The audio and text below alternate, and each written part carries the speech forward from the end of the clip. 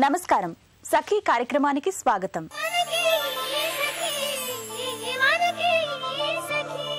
నేడు చాలా మంది అమ్మాయిలు సైబర్ నేరస్తుల బారిన పడుతున్నారు.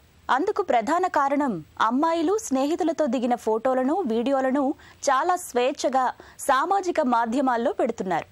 స్నేహితులు, బంధువులతో పంచుకునేందుకు ఫేస్బుక్, ట్విట్టర్, ఇన్స్టాగ్రాముల్లో ఉంచుతున్నారు.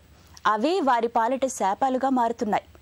సామాజిక మాధ్యమాల్లో వచ్చిన ఫోటోలు, వీడియోలను సైబర్ నేరగాళ్లు వాటిని మార్ఫింగ్ చేసి అప్లోడ్ చేస్తున్నారు. సరే, ఈ కార్యక్రమం చూడండి, మళ్ళీ మాట్లాడుకుందాం.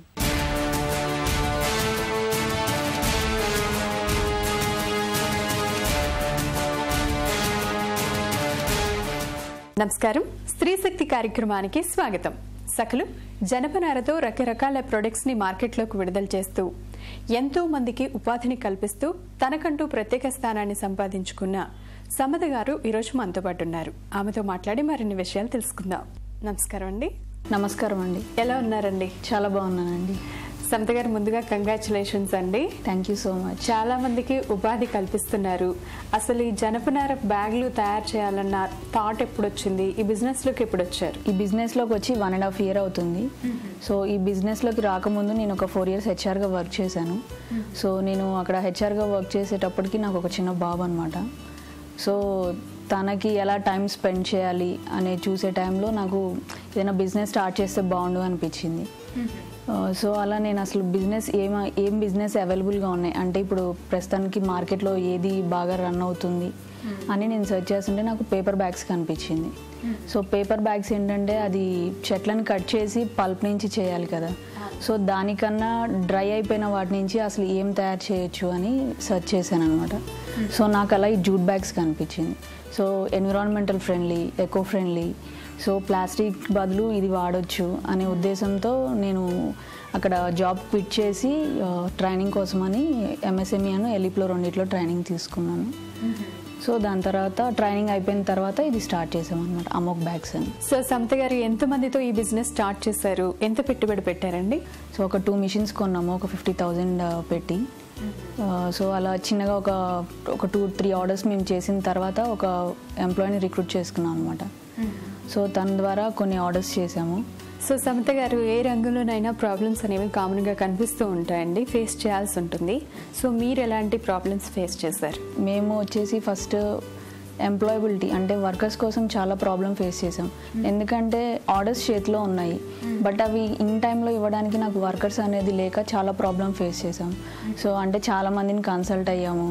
సో ఈవెన్ ఫ్రీగా ట్రైనింగ్ ప్రొవైడ్ చేస్తాము అని చెప్పి, ఇప్పుడు మనకి మామూలుగా ఉమెన్ హెల్త్ గ్రూప్స్ ఉంటాయి, లేకపోతే ఎక్కడన్నా మామూలుగా ఉమెన్స్కి ఎంపవర్ చేయడానికి ట్రైనింగ్స్ జరుగుతూ ఉంటాయి. ఇప్పుడు టైలరింగ్ చాలా మంది నేర్పిస్తూ ఉన్నారు. జస్ట్ ఒకటి టైలరింగ్ వచ్చినా చాలు, అంటే జస్ట్ ఒక స్ట్రైట్ కుట్టడం అంటే మిషన్ వాళ్ళకి వర్క్ చేయడం వస్తే చాలు అనుకొని కూడా అలాంటి వాళ్ళ దగ్గరికి కూడా వెళ్ళి అప్రోచ్ అయ్యాం. బట్ అంటే ఆల్మోస్ట్ 6 to 7 months వరకు వర్కర్స్తో చాలా ప్రాబ్లం ఫేస్ చేసాము. సో సమత గారు, ప్రస్తుతం జూట్కి సంబంధించి ఎన్ని రకాల ప్రొడక్ట్స్ మీరు అందుబాటులోకి ఉంచుతున్నారండి? సో ఇప్పుడు వచ్చేసి ఆల్మోస్ట్ ఒక 20 to 30 వెరైటీస్ ఆఫ్ ప్రొడక్ట్స్ అందిస్తున్నామండి. సో లంచ్ బ్యాగ్స్ కానీ, వ్యాలెట్స్ కానీ, పౌచెస్ కానీ, గుడ్డీ బ్యాగ్స్ కానీ, ల్యాప్టాప్ బ్యాగ్స్, స్కూల్ బ్యాగ్స్లో కూడా మనకి అంటే డబల్ పార్టీషన్ అని, సింగిల్ పార్టీషన్ అని ఉంటుంది. ఈవెన్ ల్యాప్టాప్ బ్యాగ్స్లో కూడా మనకి డబల్ పార్టీషన్, సింగిల్ పార్టీషన్ అనేది ఉంటుంది. జూట్లో యాక్చువల్లీ లామినేటెడ్, అన్లామినేటెడ్ అనే 2 products ఉంటాయి. సో అన్లామినేటెడ్తో ఏంటంటే మనం బ్యాక్ ప్యాక్స్ కూడా చేసుకోవచ్చు, వాటిని స్ట్రింగ్ బ్యాగ్స్ అని కూడా అంటారు. సో పొట్లీ బ్యాగ్స్ చేసుకోవచ్చు మనం ఏదైనా ఫంక్షన్స్కి గిఫ్ట్స్ ఇవ్వడానికి. సో లంచ్ బ్యాగ్స్ అనేది ఓన్లీ మనం అంటే డైలీ యూస్ పర్పస్ కాకపోయినా ఫంక్షన్స్లో రిటర్న్ గిఫ్ట్స్ లాగా కూడా యూస్ చేయొచ్చు అవి. సో సమత గారు, ఎన్ని రకాల వెరైటీస్ని ప్రొడ్యూస్ చేయడం ఎంత కష్టమో మార్కెట్ చేయడం కూడా అంతే కష్టం. సో వీటిని మార్కెట్ చేయాలంటే ఎలాంటి మెళకువలు పాటిస్తున్నారు? సో మనం చేసిన ప్రతి ప్రోడక్ట్ అనేది ఫస్ట్ బయటికి వెళ్తేనే మనం ఈ ప్రోడక్ట్ చేసామనేది తెలుస్తుంది. సో అలా మమ్మల్ని ప్రోత్సహించడానికి మాకు నేషనల్ జూట్ బోర్డ్ ఫస్ట్ ఉంటుంది, ఎందుకంటే మనకు ఫ్రీ ఎగ్జిబిషన్స్ ఇస్తుంది. సో దాని ద్వారా ఏంటంటే మాకు డిఫరెంట్ ప్లేసెస్కి వెళ్ళి మేము ఈ ప్రోడక్ట్స్ తయారు చేస్తామని చెప్పడానికి మాకు అదొక టైప్ ఆఫ్ మార్కెటింగ్ ఉంది. ఇంకొకటి ఏంటంటే మనం సోషల్ మీడియా అనేది యూస్ చేసుకోవచ్చు, అండ్ మనం బయట మార్కెటింగ్ పీపుల్ని చూసుకోవచ్చు. సో సమత గారు, ఈ జూట్ బ్యాగ్స్ మీరు అమ్మేటప్పుడు ఎలాంటి రెస్పాన్స్ వస్తుంది బయట నుంచి? రెస్పాన్స్ అయితే బాగుందండి. అందరూ అంటే మ్యాక్సిమం ప్లాస్టిక్ని అవాయిడ్ చేసి జూట్ యూజ్ చేద్దామనే థాట్లో చాలా వరకు వచ్చారు. ఎందుకంటే మన ఇండియా ఇప్పుడు ప్లాస్టిక్ని బ్యాన్ చేస్తుంది కాబట్టి సో ఫ్యూచర్ అనేది అంతా జూట్ మీదే ఉంది. ఎకో ఫ్రెండ్లీ ప్రోడక్ట్స్ ఏదైతే ఉన్నాయో సో ఫ్యూచర్ అంతా దాని మీదే నడుస్తుంది కాబట్టి సో మ్యాక్సిమం పీపుల్ వాళ్ళైతే యూజ్ చేస్తున్నారు జూట్ బ్యాగ్స్ అనేది. బట్ ఆ జూట్ అనేది ఇంకా కొంచెం మనకి తక్కువ ప్రైస్లో కనుక వస్తే అది ఇంకా ఎక్కువ జనాల్లోకి వెళ్ళడానికి ఇంకా ఎక్కువ ఆస్కారం ఉంటుంది. సమత గారు, మీలాగే ఈ బిజినెస్ చేసి మంచి పొజిషన్లో ఉండాలనుకునే మహిళలకు మీరు ఇచ్చే సలహా ఏంటి? అంటే మార్కెటింగ్ అనేది ఫస్ట్ ఒక స్ట్రాటజీ ప్రకారం వెళ్ళాలి వాళ్ళు. సో ఆర్డర్ వచ్చిందా రాలేదా అని ఆలోచించాల్సిన అవసరం లేదు. సో ఏంటంటే మనకి ఎగ్జిబిషన్స్ అవి ఇవి జరుగుతూనే ఉంటాయి కాబట్టి సో ఫస్ట్ మనం అంటూ బయటికి వెళ్ళాలి.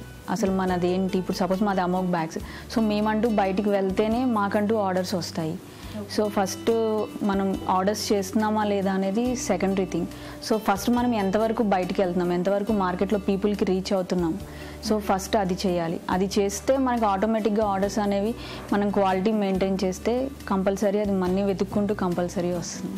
సమత గారు, మా సకలకు చక్కటి సలహా ఇచ్చారండి. మీ అంబిషన్స్ అన్ని తప్పకుండా నెరవేరాలని మనస్ఫూర్తిగా కోరుకుంటున్నాం. ధన్యవాదాలు. Thank you. ఇది ఇవాల్టి స్త్రీ శక్తి కార్యక్రమం. మరో కార్యక్రమంలో మళ్ళీ కలుసుకుందాం. నమస్కారం. సామాజిక మాధ్యమాలు వేదికగా సైబర్ నేరగాళ్లు చేస్తున్న చర్యలతో చాలా మంది విద్యార్థినులు, యువతులు మానసికంగా కుంగిపోతున్నారు. మార్ఫింగ్ చేసిన ఫోటోల వల్ల చాలా మంది పెళ్లిళ్లు రద్దవుతున్నాయి.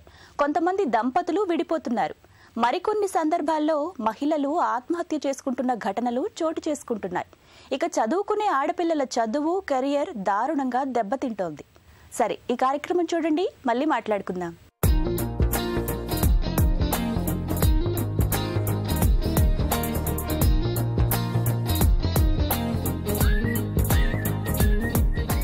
నమస్కారం. చిత్రకళ కార్యక్రమానికి స్వాగతం. ఈ రోజు మనం వచ్చాం హిమాయత్ నగర్ లోని సిరి institute of painting director Sivakumari గారి దగ్గరికి. మరి వారు ఈ రోజు మనకు చిత్రకళకు సంబంధించి ఏం తెలియచేయబోతున్నారో ఇప్పుడు తెలుసుకుందాం. నమస్కారం శివకుమారి గారు. నమస్కారం అమ్మా. ఎలా ఉన్నారు? బాగున్నాను. ఓకే శివకుమారి గారు, మరి ఈ రోజు మా సగలకు చిత్రకళలో ఏం తెలియచేయబోతున్నారు?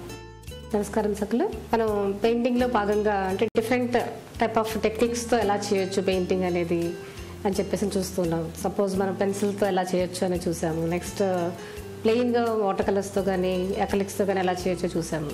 అందులోనే ఇంకొంచెం ఏంటంటే ఒక 3 డైమెన్షన్ ఎఫెక్ట్ అనమాట. కలర్స్లోనే నైఫ్ యూజ్ చేస్తూ ఎంబోజింగ్ ఎఫెక్ట్ ఎట్లా తీసుకోవచ్చు, అందులో ఎలా చేయొచ్చు అనేది ఇప్పుడు చూద్దాం. ఓకే, స్టార్ట్ చేద్దామా? సో ముందుగా జస్ట్ మనం ఏదైనా అనుకున్న పిక్చర్ని డ్రా చేయాలండి. ఇప్పుడు సపోజ్ మనం నైఫ్ టెక్నిక్స్ అనుకోండి. ఇప్పుడు ఏదైనా కొంచెం ఒక రఫ్గా ఉన్నది, కొంచెం కలర్స్ అంటే ప్యాచ్ వర్క్ లాగా ఉన్న వాటిని ట్రై చేయొచ్చు. సపోజ్ మనం ఒక నేచరే తీసుకుందాం. నేచర్లో ఒక మౌంటైన్స్ ఉన్నాయనుకోండి. మౌంటైన్స్లో ఆటోమేటిక్గా మనకి ఆ ఎంబోజింగ్ ఎఫెక్ట్ కనిపిస్తూ ఉంటుంది. ఎత్తుగా ఉండటం, అప్ అండ్ డౌన్స్ ఉండటం, అది లేదంటే స్టోన్స్ కానీ ట్రీస్ కానీ అట్లాంటి వాటిలో మనం ఏదైనా సరే నైఫ్తో టెక్నిక్తో మనం ట్రై చేస్తే ఏంటంటే ఇంకొంచెం బాగుంటుంది అనమాట. ఎంబోజింగ్ అది వచ్చేసేసి పైకి లైటింగ్ ఎఫెక్ట్స్తో మనం హైలైట్స్ అవి ఇచ్చేదాంతో చూడటానికి నిజంగా రాక్ అట్లా ఉందా, లేదంటే ట్రీ ట్రంక్ అట్లా ఉందా, లేదంటే మౌంటైన్స్ అట్లా ఉన్నాయా అన్న టైప్లో ఉంటుంది అనమాట. మనం ఇప్పుడు ఒక స్టోన్స్ని తీసుకొని ఒక రాక్ ఎఫెక్ట్ ఎలా చేయొచ్చో చూద్దాం.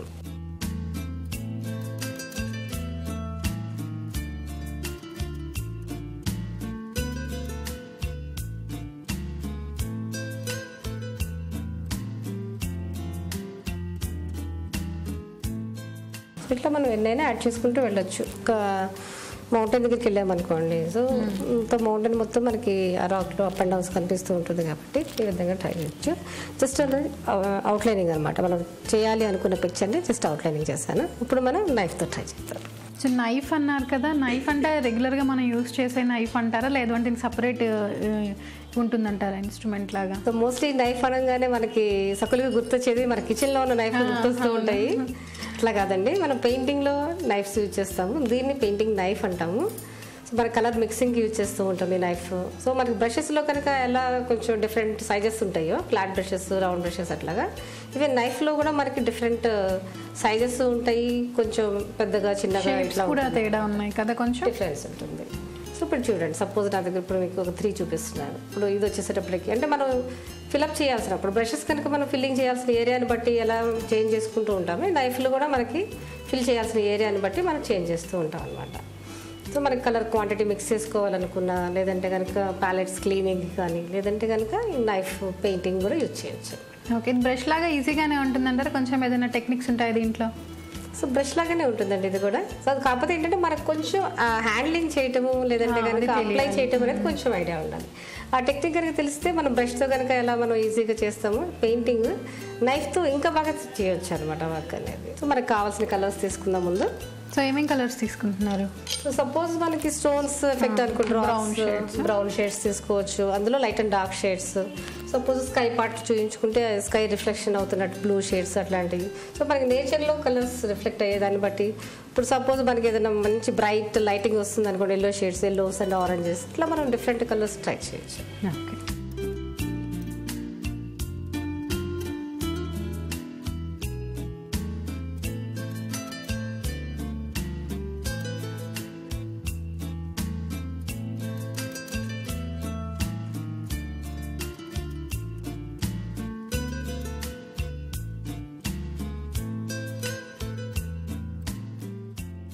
సో ఈ విధంగా మనం నైఫ్ని యూజ్ చేసుకుంటూ, సో చూడండి ఇప్పుడు ఆ రాక్స్ ఎఫెక్ట్ అనేది మనం స్టార్టింగ్ డార్క్ నుంచి లైట్కి, లేదంటే హైలైట్స్, ఈ గ్రీన్ ఎఫెక్ట్ కానీ, ఇప్పుడు ఆ స్కైలో కూడా కొంచెం బర్డ్స్ అవి ఫ్లై అవుతున్నట్టు, ఈ విధంగా నైఫ్తో చేసుకోవడం వల్ల చూడండి రియల్ రాక్స్ అక్కడ ఉన్నాయా అన్న ఎఫెక్ట్ అనేది కనిపిస్తూ ఉంటుంది అనమాట. నార్మల్గా బ్రష్తో చేస్తేనే మనకి సాఫ్ట్ లుక్ వస్తుంది.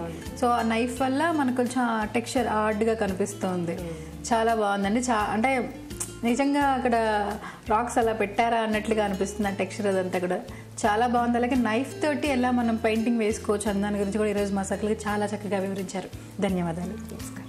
ఇదండి ఈనాటి చిత్రకళ. మరో ఎపిసోడ్లో మళ్ళీ కలుసుకుందాం. అప్పటి వరకు సెలవు. నమస్కారం. ఇటీవల పోలీస్ స్టేషన్లకు వస్తున్న కేసుల్లో 70% వరకు విద్యార్థినులు, యువతులను ఫేస్బుక్లో వేధిస్తున్నవే ఉంటున్నాయని పోలీసు వర్గాలు చెబుతున్నాయి. అందుకు విద్యార్థినులు, యువతులు ఫోటోలు, వీడియోలు సామాజిక మాధ్యమాల్లో షేర్ చేసేటప్పుడు చాలా జాగ్రత్తగా ఉండాలని పోలీసులు చెబుతున్నారు. తెలిసిన వారి వల్లే ఎక్కువ ఇబ్బందులు వస్తున్నాయని కూడా చెబుతున్నారు. వ్యక్తిగత చిత్రాలను సామాజిక మాధ్యమాల్లో పోస్టు చేయవద్దని పోలీసులు సూచిస్తున్నారు. సరే, ఈ కార్యక్రమం చూడండి, మళ్ళీ మాట్లాడుకుందాం.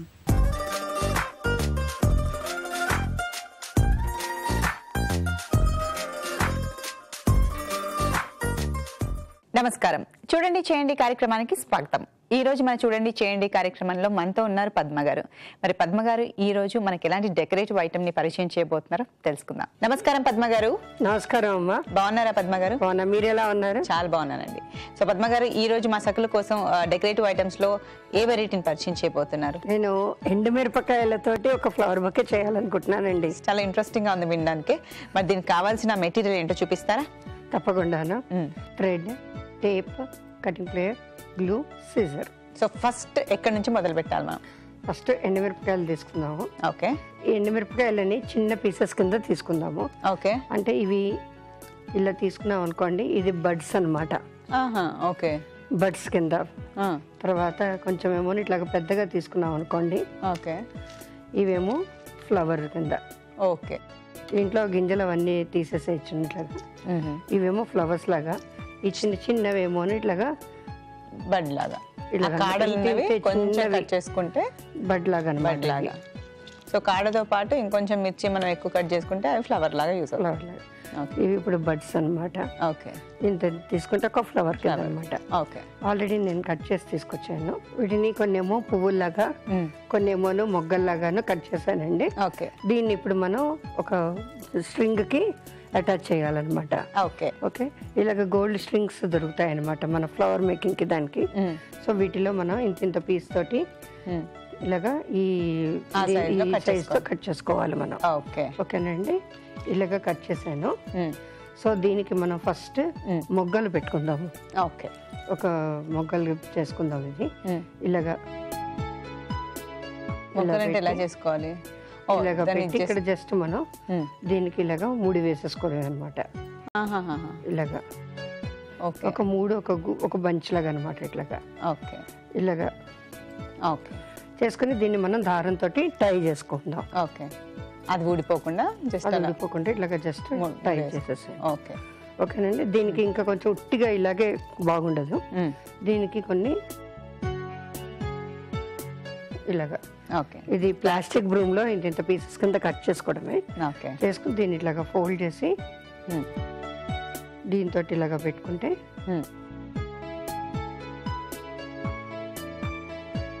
ఇవి ఆల్రెడీ ఇలాగా మొగ్గలు పువ్వులు కూడా విడివిడిగా చేశాను. ఓకే అవి చూపిస్తానండి ఇప్పుడు. అలాగే అండి. ఓకే అండి, ఇప్పుడు ఇవి ఇలాగా మనం అన్ని పువ్వులను మొగ్గలు ఇలాగ బంచ్ లాగా చేసుకోవాలి. సో ఇన్ని బంచ్లు కూడా ఒక బొకే లాగా మనం తయారు చేసుకోవాలి. ఇప్పుడు ఓకే దానికి ఇట్లాగా ఒక స్ట్రింగ్ తీసుకున్నాను. ఓకే సో దీంట్లో ఇప్పుడు ఫస్ట్ మొగ్గలు ఇలాగా పెట్టేసుకోవడము. ఓకే మొగ్గలు ఎక్కడ కావాలంటే అక్కడ మనం ఇట్లాగా అరేంజ్ చేసుకుంటూ వెళ్ళిపోవడమే అనమాట. సో దీనికి ఇందాకైతే ఒక్కొక్కటి పెట్టి దాన్ని చుట్టాము. ఇప్పుడు ఇలా ఒక్కొక్క బొక్కేనే పెట్టి చుట్టాలి సపరేట్ గా. సో సాటిన్ రిబ్బన్ యూస్ చేస్తున్నారు, అది కూడా గ్రీన్, కొంచెం న్యాచురల్ గా ఉండడానికి. ఓకే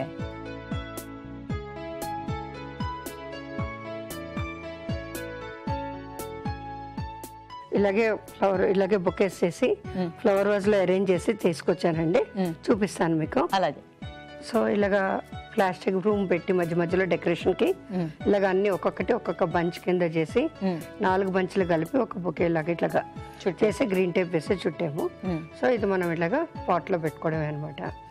సో మనకి ఇది ఒక ఫ్లవర్ వాజ్ కింద అయిపోయింది అనమాట. రెడ్ చిల్లీస్ తో ఇంకా ఎప్పటికీ ఎండిపోదు, ఏం అవ్వదు, అలాగే ఉండిపోతుంది.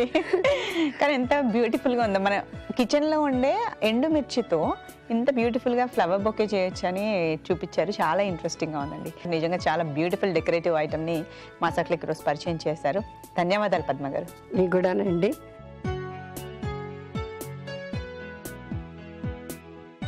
సో ఇలా పద్మ గారు లాగా క్రియేటివ్ గా ఎండు మిరపకాయలతో ఫ్లవర్ బొకేస్ చాలా డిఫరెంట్ గా ఉంది కదా. ఇలా డిఫరెంట్ వెరైటీస్ మీకు కూడా చేయడానికి వస్తే మా చూడండి చేయండి కార్యక్రమంలో పార్టిసిపేట్ చేసి ఆ వెరైటీస్ ని మాకు కూడా పరిచయం చేయండి. మరి మీరు కాల్ చేయవలసిన మా ఫోన్ నంబర్ 0402355540. ఇదండి ఇవాళ చూడండి చేయండి కార్యక్రమం. మరో చక్కటి ఎపిసోడ్ లో మనం కలుసుకుందాం. అంతవరకు సెలవు మరి.